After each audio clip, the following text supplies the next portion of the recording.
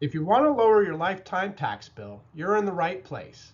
Welcome to Rooney & Associates T&T Tax Strategies, where we believe in paying Uncle Sam what you owe, but never leaving a tip. Today we're discussing tax loss harvesting. Tax loss harvesting is often considered a silver lining to an otherwise undesirable situation, like a bad year in the market. This is a simple strategy where you sell stocks at a loss in order to offset capital gains in other stocks. Then you buy a similar but not identical stock to maintain your overall investment strategy. The benefits are you can use your capital losses to offset any capital gains you realize from selling other investments at a profit, thereby reducing your current tax bill.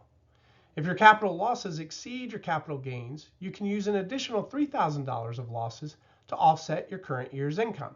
And if you have any losses past that point, you can carry forward $3,000 of unused losses each year to continue to lower taxes in the future. So how do you do it? It's a three-step dance. First, you identify losses by finding investments in your taxable brokerage account that are currently worth less than you paid for them.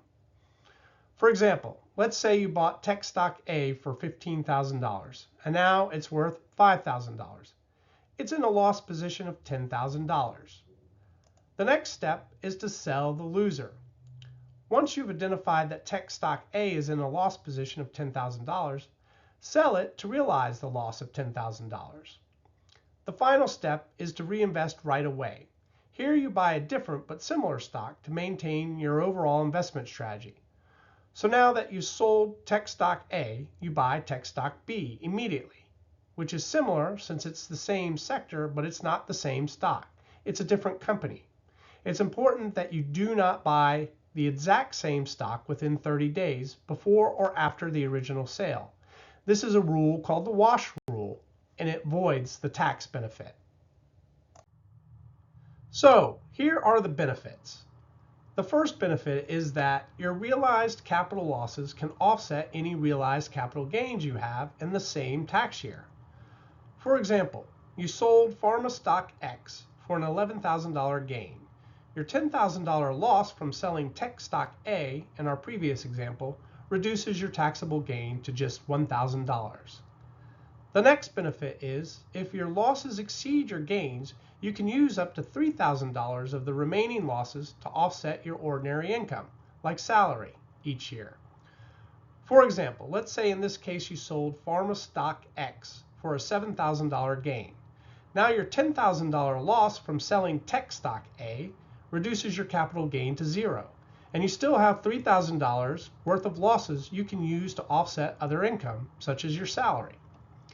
The last benefit is any losses beyond what you use to offset gains and the $3,000 of ordinary income limit can be carried forward indefinitely to offset future gains or income. So in example 3, let's say you sold pharma stock X for a $1,000 gain.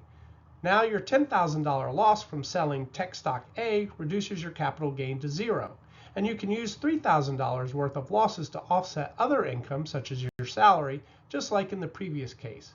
However, you still have $6,000 worth of losses, and you can use these losses in the future to offset gains or income. If you want more tips on lowering your lifetime tax bill, be sure to check out our website at raawealth.com. I'm a chartered financial analyst and financial planning professional. My name is Jamie Rooney.